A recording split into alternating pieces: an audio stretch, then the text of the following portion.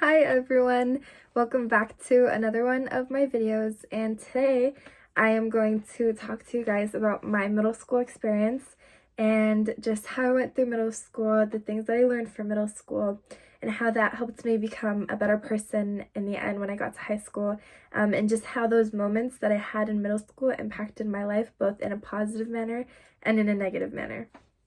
So for me, my middle school experience was very different because I go to a religious private school. I am a Muslim, and so in my private school, you're split by gender from 6th grade and 7th grade, and then in 8th grade, you kind of start mixing your classes together. And it's not all of your classes that you have mixed, it's just some of them. And those are the classes that I had with boys.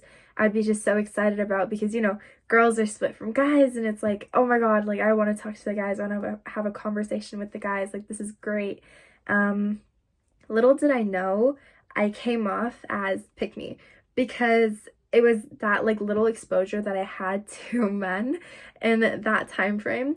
And I was just I was so obsessed, with, oh, let's go to the guys' room, let's go to the guys' classroom. If one of them forgot, at this moment in specific, if one of them forgot like their pencil pouch, I'd be like, oh, I can go give it to them. I can go, just to get, those brownie points and like hopefully let them have a crush on me, and then I'd get some sort of attention. So that one on itself was something embarrassing, and I kind of strove for that like male validation in a way. It was always me going to the boys' classroom. It was always me trying to talk to the guys. And I remember at some point, some girls in my class kind of broke down the barrier that girls had with the guys. And like all of a sudden, everyone was just talking. And it was really cool. And everyone was just cool with each other. And for me, it was like something so new because I'm not used to like having a conversation with a guy. But these girls did it so effortlessly, and they're like at my same school and they haven't had the experience with guys, but they're doing it so naturally. And so I was inclined to do it because those girls seemed so cool to me. And I just started talking to guys.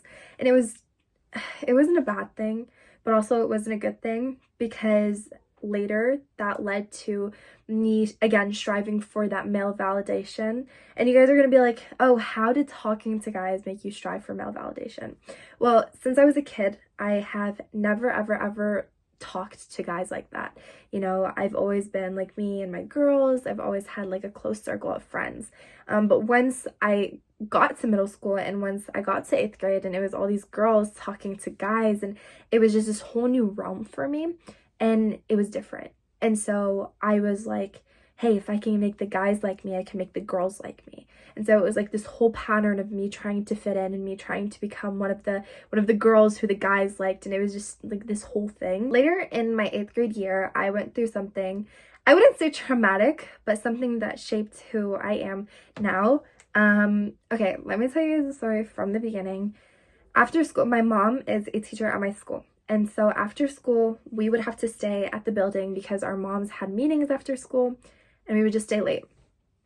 And so it was me and just a bunch of other kids, one of which was a 10th grader. Mind you, I'm in 8th grade. Now, this story is not going to go where you think it's going to go, but it's still a pretty interesting story. So we always stay after school, and me being the girl that I was, trying to, break down those walls between, boys and girls, I start playing basketball with this guy at my school. Everything is fine. Everything is totally okay. And then it just, all of a sudden, it was his birthday, and I got him a card, and everyone was like, oh my god, like, Minna likes him. That I didn't care about. But later, my friends, on my birthday, October 25th, I recall during lunch, or during recess, we had recess because it's a private school again, everything is just so different. We go outside for recess, and all the girls, my friends included, they go to the other side of the playground, and they leave me completely by myself. And even the people that like aren't part of like our big friend group, they left, and they were all just talking. And so I'm left by myself on my birthday, walking around the grass part, the fake grass part of our playground. And so I'm here and everyone else is there. And so I felt singled out on my birthday. And this girl, my best friend, she comes up to me and she's like, no, we were just talking about my crush. And I knew it was a lie. I knew it from the start. And I didn't question it. I was like, okay. And then later, I figured out that they were talking about me and this 10th grader. And it was spread around that he and I were dating. My heart dropped. My soul left my body. I did not ever in my life expect for a dating rumor to go around about me and a 10th grader. And I told my friends, I was like, no, guys, this is not true. And they're like, oh, but it's going around in high school, blah, blah, blah.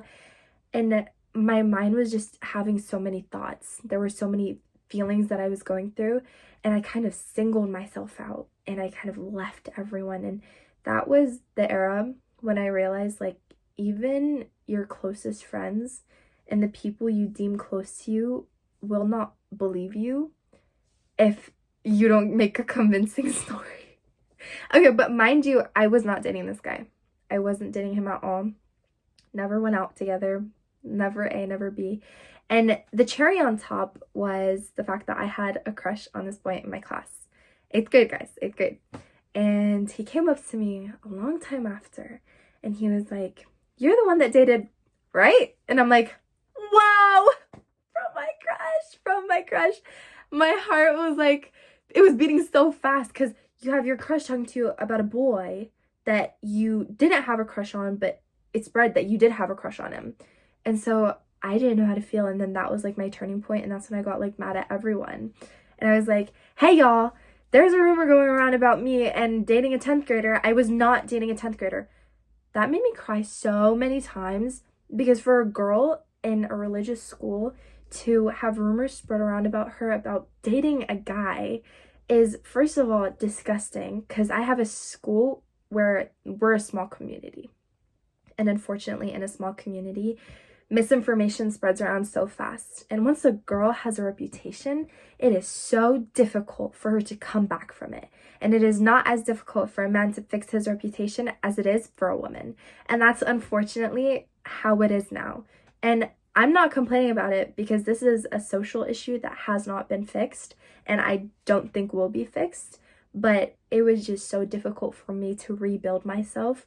And it took me 3 years, 9th, 10th, and 11th grade, to come back to the position that I am in my school.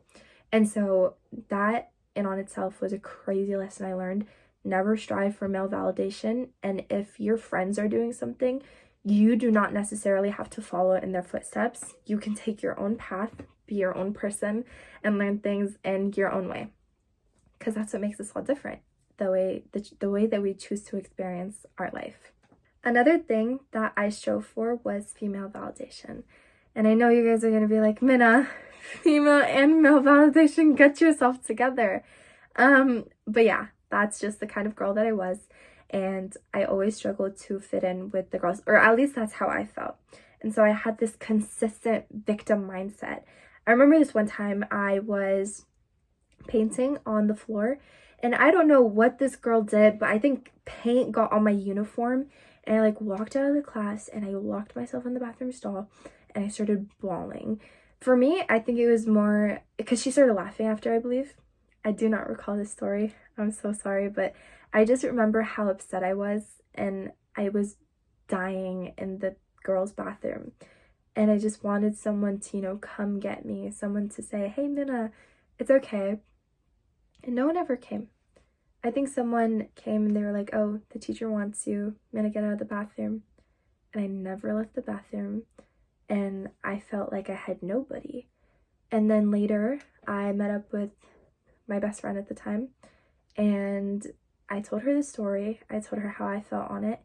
And she was like completely supportive. And I was like, okay, I have someone by my side. And then I figured out that the other girl was crying too. But she had like 3 people on her side. This is after I was talking to my friend and I like peeked through the classroom and I see that girl crying with everyone else. And she has like 3 people supporting her, one of which was my best friend at the time. And so all of a sudden, all these emotions of like pain and regret for telling my best friend how I felt, they all came in and I went home and I had the worst day ever. And all of this because a girl spilled paint on my clothes and I thought that I had no one there for me. It was also very difficult for me to talk to my mother about this because I just didn't want to talk. I felt so different and unwanted. And I know you guys are gonna be like, oh my gosh, like it's just paint. But it was the act behind the paint. Laughing after you made my uniform dirty and then playing victim. That just drove me crazy. And seeing my best friend there made it 10 times worse. And it was like I had no one to support me.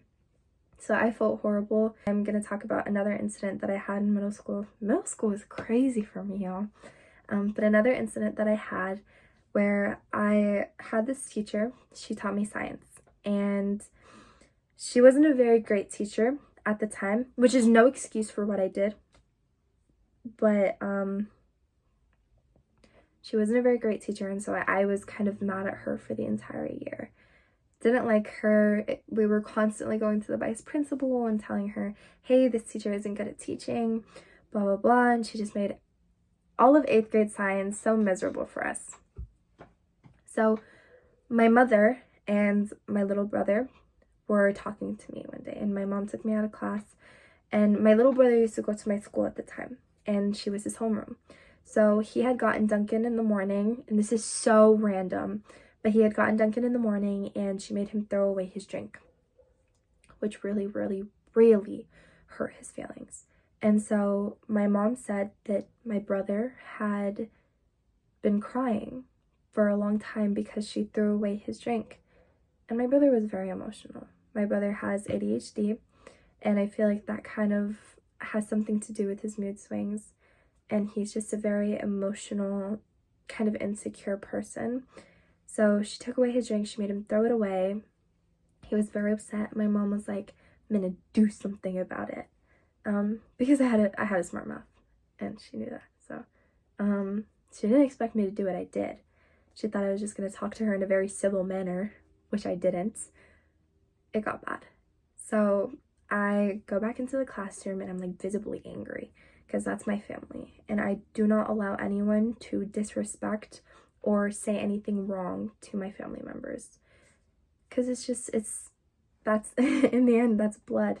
And I respect my blood over anyone else. Moving on from that, I walk in the classroom. I am visibly upset. My friends ask me, hey, Minna, what's wrong? And I try not to talk about it. And I expected everything to kind of like be okay until the end of class. And I was going up to get my book, I believe. It was either to get my book or to put it back. And one of my friends goes like, Minna, are you okay? And I think I started crying. And then everyone just like starts like circling around me. And in the end, she asks, she's like, hey, like, are you okay? And I turned around and I was like, no. And I started yelling at her for what she had done to my brother and for being a bad teacher. And it all kind of lashed out in that same time frame. And so she's just sitting there, and these girls are all like wrapped around the table, and I'm screaming at an adult. I'm yelling at her, and they took me. Admins came in, and I'm crying, by the way. I'm like crying and I'm angry. Admins took me into the next room, and they tried talking to me and calming me down. I'm so riled up, like I could fight a bull. I was so angry. And admins took me to the next room. They kind of tried talking to me. I wouldn't really talk. And in the end, I got ISS for 3 days, which was crazy, but well deserved. Again, deserved. So I was no longer, this was at the end of the school year. Like, I'm talking the last couple of days of school. Like, girl, you could not control yourself enough to finish the school year without fighting this teacher. Apparently not. So I got ISS, and it was like this whole thing after. They wanted me to send an apology email. I got her flowers, and the apology was never really accepted, because even though she said it was okay, she claimed it was okay, it was never really okay. And you can tell when you're forgiven by someone versus when you're not. It took me a lot of years to build up the courage to apologize to her in person, because I had disrespected her big time. And I only realized after I disrespected her that it was so wrong, and that what I did was in no way acceptable. And just because I had strong feelings about a certain situation does not give me any right to completely disrespect an older figure. And she was not a bad woman. I was just a blind, ignorant 8th grader, so again blinded by rage that I just let everything come out. And what didn't help was that after everyone was just so happy for me, they were like, oh my god, Minna, we're so proud, we never liked her, blah blah blah. And looking back now, I realized that those people were so bad for me because they would feed into my ego, and that would like help me not apologize. That's what led to me not wanting to apologize. And I just never did. And I don't want anyone, regardless of what they've done to me, to go through anything like that, because it hurts. And it hurts knowing that you hurt someone and that they don't forgive you for it. It's also an Islamic teaching. In my religion, we preach peace. And for you to forgive someone is to forgive yourself. And so it's so much easier for me to just forgive people now, but I will never forget what people have done to me. So I might forgive you, but I don't necessarily want to see you at my table. I saw this TikTok, and the girl had said, even though we're not friends, I still want to see you eat, but not at my table. And that resonated with me so much because I don't wish bad upon anyone. And even those who have wronged me, I genuinely wish them the best, because in the end, they're human too. And our end goal is going to heaven. And that's not, something everyone believes in, but it's something that I believe in. And if I believe in it, I'm going to implement it in my life, and I'm going to act in my life that way. Middle school was definitely a crazy journey for me, and I learned so much. I learned about forgiveness, and I learned about accepting myself, and that other people didn't need to accept me for me. And as a matter of fact, even now, people don't have to accept me. There are some people that aren't going to. There's some people that are going to consistently single me out. But the truth is that as long as I'm okay with me, and as long as I have accepted who I am, and I truly love myself for simply being, nobody else should matter. Finally, I would love to thank you all so much for actually watching my video. I hope you did. If you didn't, that's okay. But I would love to thank you all for sitting here and watching this video, however long it may be, and dedicating some of your time to watching me speak about my experiences. And I really, really, truly hope that you learned something from my video. And peace be upon you all. I hope to see you in my next video.